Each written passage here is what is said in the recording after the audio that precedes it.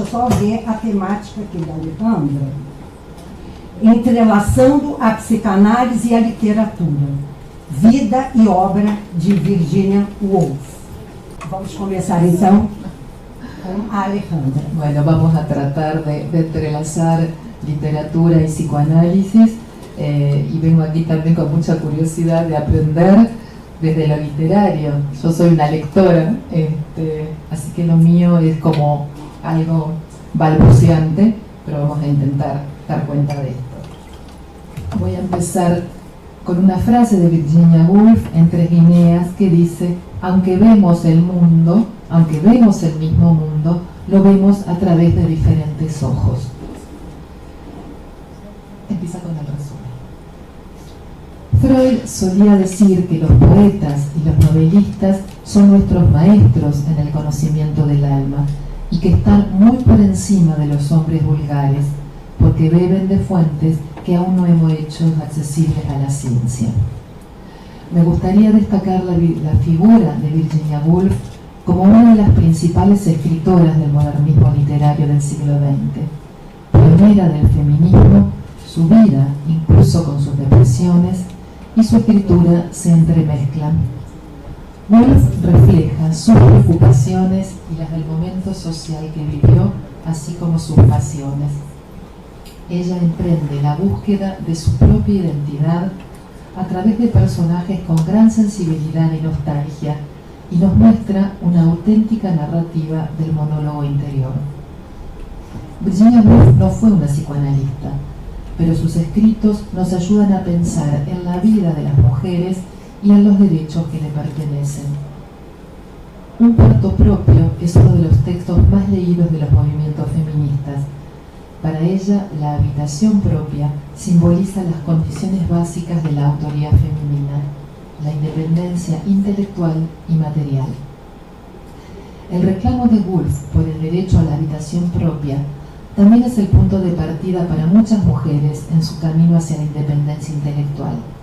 Entre estas mujeres podemos identificar a las pioneras del psicoanálisis a principios del siglo XX. La larga lucha por la liberación de las estrictas reglas a las que las mujeres fueron sometidas durante siglos fue alentada, pero también obstaculizada por el psicoanálisis. Desde sus inicios, la disciplina ha oscilado entre la crítica social y la normatividad en el tratamiento de la feminidad. Hacer visible esta ambivalencia a través del trabajo de Virginia Woolf no es solo el objetivo de esta presentación, sino que también sigue siendo un prerequisito esencial en el camino hacia la igualdad de género. Voy a mi introducción. Virginia Woolf publicó su primera novela en 1915. Hoy estamos viviendo en un mundo muy diferente al suyo, pero sin embargo ella nos continúa desafiando y provocando placer a través de sus escritos. Su trabajo trasciende las barreras de la educación, las diferentes clases sociales y las nacionalidades. Y sobre todo es una de las mayores exponentes del modernismo literario. Como novelista rompe con las concepciones tradicionales de los personajes y la trama para ir más allá de las apariencias y mostrar la fluidez entre el mundo interno y el externo, entre el yo privado y la esfera pública, desarrollando el monólogo interior. También fue una brillante ensayista, escribió numerosas cartas y mantuvo un diario por 23 años. Este legado es formidable, considerando que sufrió en varios periodos de su vida de severos ataques de inestabilidad emocional. Además de sus 9 novelas, escribió 2 ensayos, un cuarto propio y 3 líneas y una biografía. Y en muchos sentidos también cumplió el papel de una intelectual pública. Sin embargo, su principal ambición fue reformar la novela y restablecer en su centro a la naturaleza humana. Voy a dar algunos datos biográficos que tal vez muchos ya conozcan, pero para seguir entrelazando. Virginia nació en una familia acaudalada y se enorgullecía de haber crecido en un mundo literario privilegiado de finales del siglo XIX. Podía presumir de pertenecer a una línea fuerte de mujeres pioneras y reformistas, así como de hombres exitosos. Tuvo 2 hermanos mayores, Vanessa y Tommy, y un hermano menor, Adrian. También convivían en su casa dos hermanastros mayores, George y Gerald, los hijos del primer matrimonio de su madre, Julia Stephen, con Herbert Duckworth. Y también estaba Estela, de quien hablaré más adelante. Virginia tenía 13 años al momento de la muerte de su madre y al poco tiempo padeció una crisis nerviosa, la primera evidencia de su inestabilidad mental. Se recuperó solo para volver a recaer luego de la muerte prematura de Estela. La falta del amor materno a tan temprana edad dejó en ella un recuerdo idealizado de su madre, quien permaneció por muchos años como una presencia que la eclipsaba. Finalmente pudo librarse de ella a través del análisis y las celebraciones de su madre en prosa, la señora Ramsay, en el Faro. Virginia se quejaba de que raramente podía ver a su madre a solas. Posteriormente escribiría en un cuarto propio el enorme esfuerzo que significó para ella librarse de la figura abnegada de lo que ella llamó el ángel de la casa que su madre representaba. Y dice: si yo no la hubiera matado, ella me habría matado a mí. Locura y creatividad. La muerte de su madre y de su hermana Estela profundizaron su dependencia con Vanessa. Las dos hermanas habían formado una alianza en su niñez. La rivalidad entre ambas fue disminuyendo con un acuerdo tácito de que una sería pintora y la otra escritora. Esa mutua dependencia las ayudó a enfrentar la difícil circunstancia de la muerte de su madre y les permitió unirse para resistir las demandas de la sociedad de la época. En ese momento la familia seguía un patrón de comportamiento acorde con los parámetros victorianos y de clase. La estructura familiar reposaba sobre la base del sacrificio de las hijas mujeres solteras y su trabajo agotador y no remunerado. De hecho, las mujeres colaboraban con lo que le llamaban el Fondo de la Educación de Arthur, ¿no? Los varones eran educados en la universidad, las mujeres no. Los hermanos Duckworth, George y Gerald, fueron ampliamente criticados por el daño que le ocasionaron a Virginia con sus abusos. Los avances de George fueron menos directos que los de su hermano, pero dejaron a Virginia en una postura defensiva rígida. Él me volvió loca, aseguró en sus memorias. Haber confesado que sufrió el acoso en su infancia y adolescencia disparó especulaciones de parte de quienes llegaron a afirmar que fue una niña abusada, una sobreviviente del incesto. Hablamos en la mesa anterior de las consecuencias, ¿no?, de los abusos intrafamiliares. Abuso, sexualidad, locura, suicidio no son cuestiones para pasar por alto.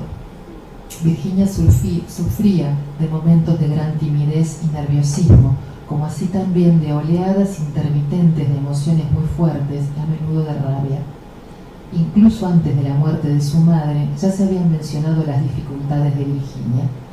A veces sus síntomas se parecían a lo que en épocas posteriores se llamaría depresión. La literatura le estaba costando a Virginia su salud mental, y es por eso que uno de sus psiquiatras le pidió que dejara de escribir, ya que los arrebatos que describe en sus diarios como la ola y el horror se vieron acentuados por el enorme esfuerzo que puso en su trabajo. Muchos a su alrededor hicieron conexiones maliciosas entre su escritura y sus colapsos nerviosos. Otros, con ideas más románticas, han percibido a la locura y al genio como diferentes caras de la misma moneda.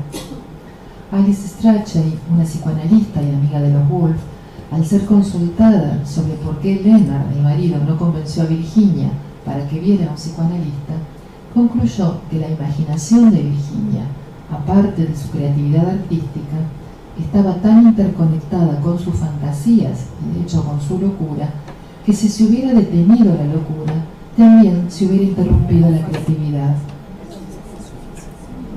Agregó también que a veces puede ser preferible estar loco y ser creativo a ser analizado y volverse una persona ordinaria. Virginia misma hizo esa conexión. Por un lado, ella valoraba los momentos de retiro del mundo que usaba para evitar los ataques de lo que ella llamaba locura, pero al mismo tiempo valoraba a la locura en sí misma.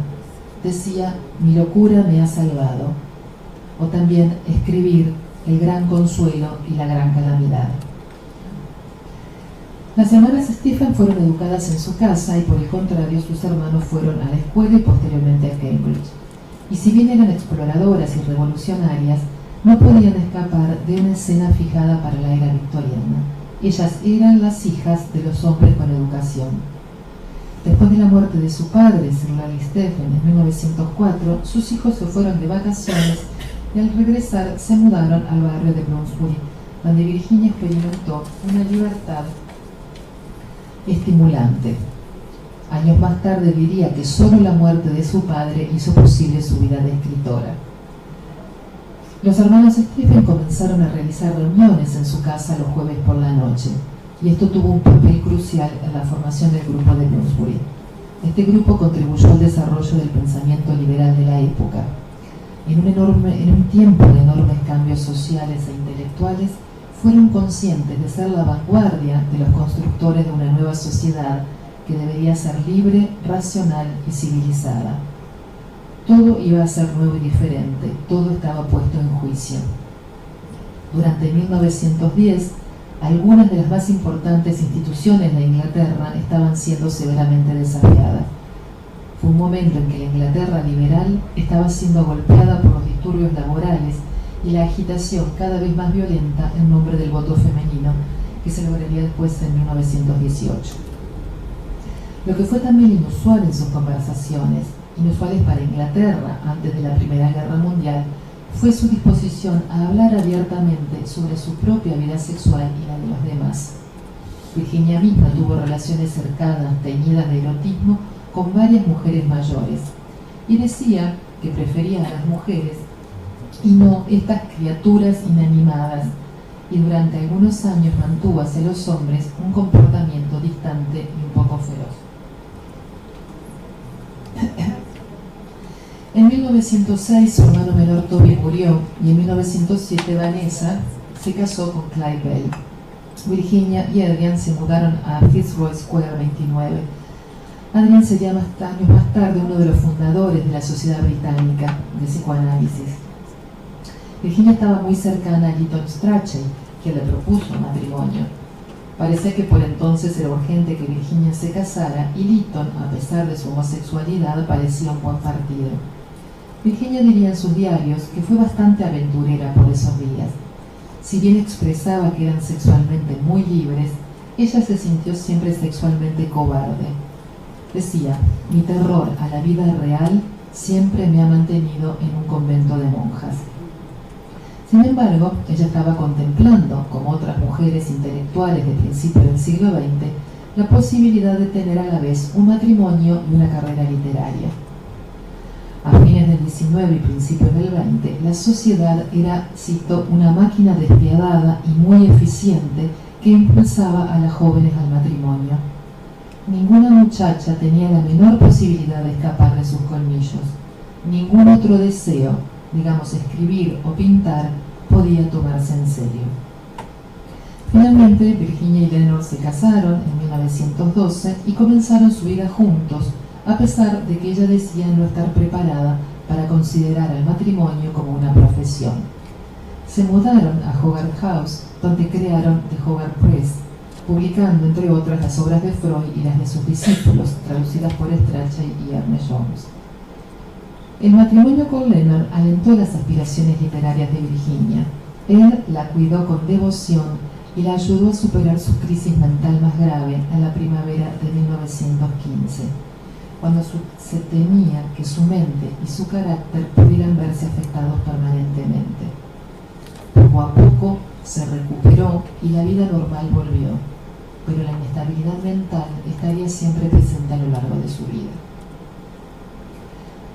Llegamos a Freud.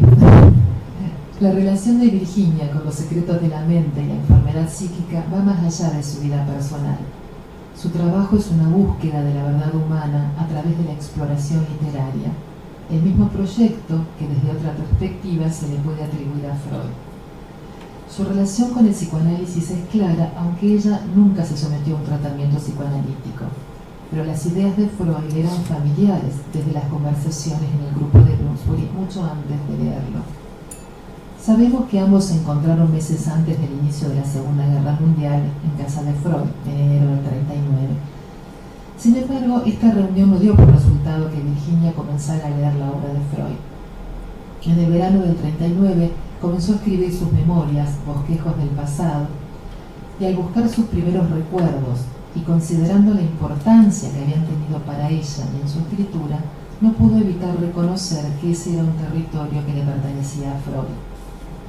Comentando la escritura de Alfaro, señaló que antes de escribirla estaba obsesionada con su madre, que escribió la novela muy rápidamente y que una vez que estuvo escrita dejó de obsesionarse con ella.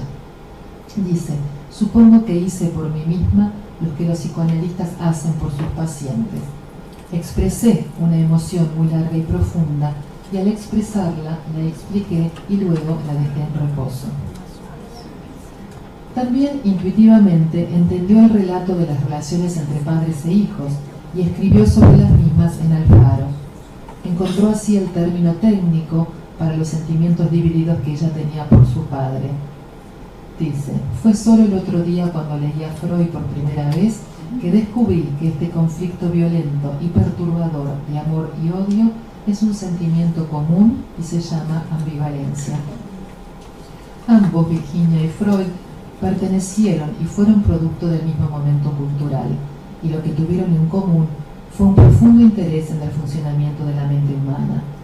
Freud lo abordaba a través de la observación y el análisis, mientras que Woolf comprendía su funcionamiento a través de actos de recreación e imaginación. ¿Cómo voy, ¿Cuánto de tiempo? Bueno, voy a pasar un poquito a ver el activismo de Virginia con las mujeres. Aunque las creencias feministas de Virginia y sus agudas observaciones sobre las relaciones de género bajo el gobierno del patriarcado pueden rastrearse muy temprano en su vida, el compromiso político de su marido creó un terreno fértil para su crecimiento y expresión. En sus obras reclama para las mujeres la posibilidad de trabajar, de instruirse, de hablar, de afirmarse libremente en su cuerpo y en su pensamiento. Leía por ahí también el hecho de poder caminar en libertad, como los Flaneur. Entre sus principales contribuciones al tema podemos mencionar lo siguiente. En 1916 comenzó a escribir su segunda novela, Noche y Día, en donde pudo capturar la atmósfera del movimiento sufragista. En ella aborda los cambios sociales experimentados en esos años en Inglaterra, especialmente aquellos que tienen que ver con la situación de las mujeres y con los conflictos entre la modernidad y la tradición. Como en todas sus obras, ella deja caer una mirada autobiográfica en la que se pregunta si existe una necesidad de amor dentro del matrimonio y si podemos hablar sobre el amor en una era en la que el romanticismo ha quedado atrás. En 1929 escribe Un cuarto propio, en donde examina el rol de las mujeres en la literatura, desplegando la idea de que una mujer debe tener dinero y un cuarto propio si quiere dedicarse a escribir ficción. El libro aboga por una nueva e igualitaria relación entre los sexos, y a partir de allí pasó a formular algunas de las preguntas que habían formado parte tanto de su literatura como de su vida. ¿Cómo puede una escritora evitar el insidioso susurro del ángel de la casa? ¿Cómo fue que las mujeres sirvieron durante siglos como espejos que reflejaban la figura del hombre al doble de su tamaño natural? ¿Cómo las mujeres están tan omnipresentes a la poesía y sin embargo tan ausentes a la historia? En Tres Guineas señaló que la nación pertenece a los hombres y que los hombres pertenecen a las naciones, y que las mujeres son parte de esta construcción solo en virtud de ser las hijas de los hombres con educación o bien gracias al matrimonio. Y allí también describe la respuesta femenina a la palabra sociedad. Dice, a la cual hace resonar en la memoria las funestas campanas de una melodía estridente. No deberás, no deberás, no deberás. No deberás aprender, no deberás ganar dinero, no deberás poseer, no deberás. La señora Dalloway fue el gran debut del fluir de la conciencia de Woolf y fue escrita para criticar el sistema social y se ocupa también del feminismo y la locura. vuelve a retomar el rol de las mujeres como el ángel de la casa en el personaje de Clarisa y personifica en ella a la represión sexual y económica. Como ya señalara, Virginia participó de muchas maneras en el movimiento de mujeres y si bien no fue una activista nata, enseñó en un instituto nocturno para hombres y mujeres trabajadoras, apoyó el movimiento sufragista, trabajó para la cooperativa de mujeres y asistió al Partido Laborista. Y también produjo en la Hogarth Press un volumen de memorias escrito por mujeres trabajadoras. Unas líneas para detenerme en su novela Orlando sobre el género y lo que ella llama la fortificación de las diferencias. En 1925, Virginia conoció a la escritora Vita Sackville West, con quien mantuvo una relación amorosa, a pesar de que ambas estaban casadas, y Virginia encontró en Vita una musa literaria, al punto de que fue su inspiración para la novela Orlando. En este texto, el género se convirtió en una categoría mutable, en donde su protagonista no está amarrado a su propio sexo. Estas cuestiones, que en épocas recientes son traídas a la luz por los teóricos del género, ya están delineadas en el juego creativo de los experimentos literarios de Woolf en los años 20. Ella estaba preocupada por desestabilizar las definiciones de género.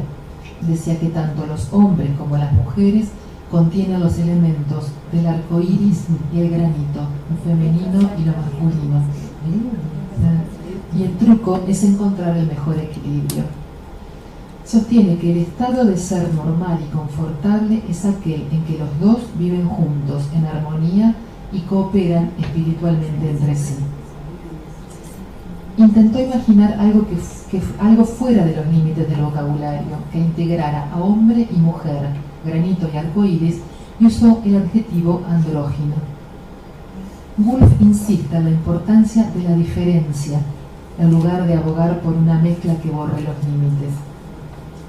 Dice, si dos sexos ya son pocos, considerando la vastedad y la variedad del mundo, ¿cómo nos arreglaríamos con uno solo? La educación no debería, en cambio, sacar a relucir y fortalecer las diferencias en lugar de las semejanzas. Fascinada y a la vez seducida por la bisexualidad de su amiga Vita, Virginia intentaba teorizar la trascendencia del género. Sin embargo, sentía que los sexos estaban constituidos de manera diferente, y el propio caso de Vita solo confundía el asunto. Por un lado, Vita se clasificó como una de los sexos intermedios de Krafft-Ebing. Por otro lado, como lo atestigua su diario, no necesariamente se consideraba a sí mismo como masculina y femenina a la vez, sino que se veía fluctuando entre fases, con cada fase representando la verdad del momento.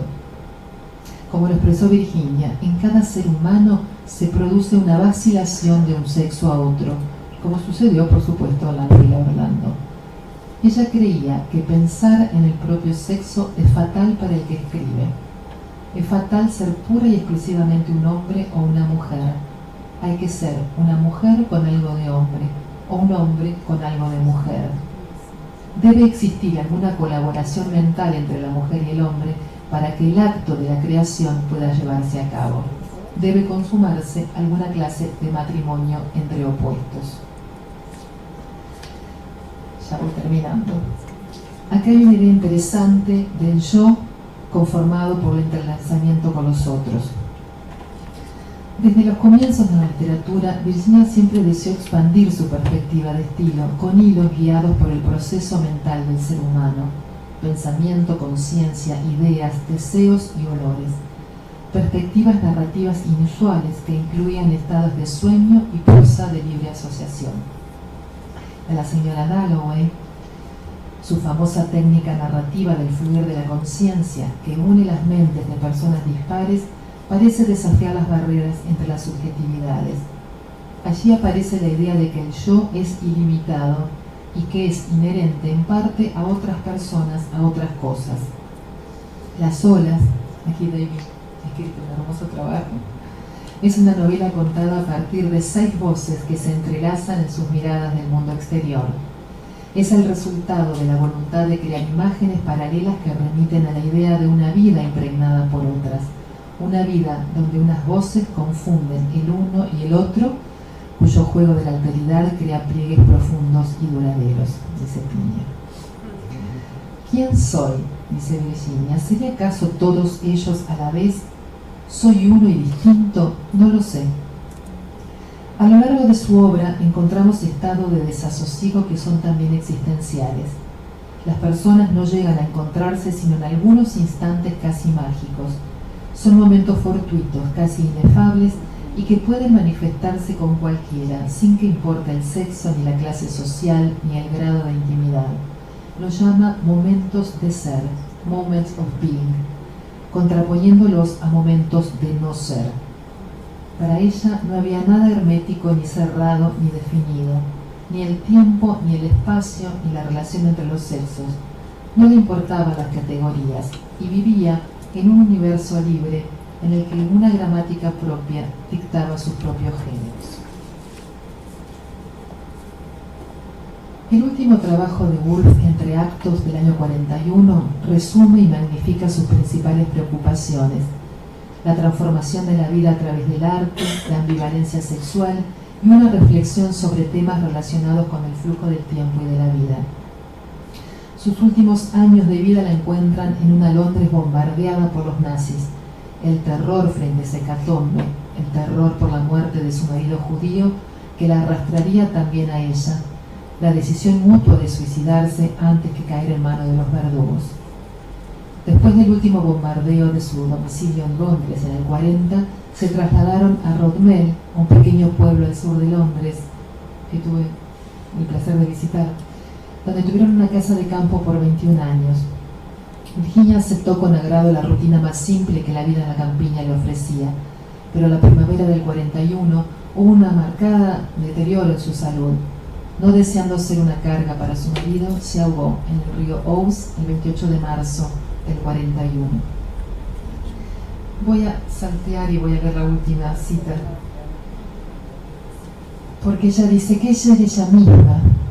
¿Qué es ser una mujer? No lo sé, les aseguro. No creo que ustedes lo sepan. No creo que nadie pueda saberlo hasta no haberse expresado en todas las artes y profesiones accesibles a la capacidad humana. ¿Cuáles son los obstáculos que deben enfrentar las mujeres y no los hombres?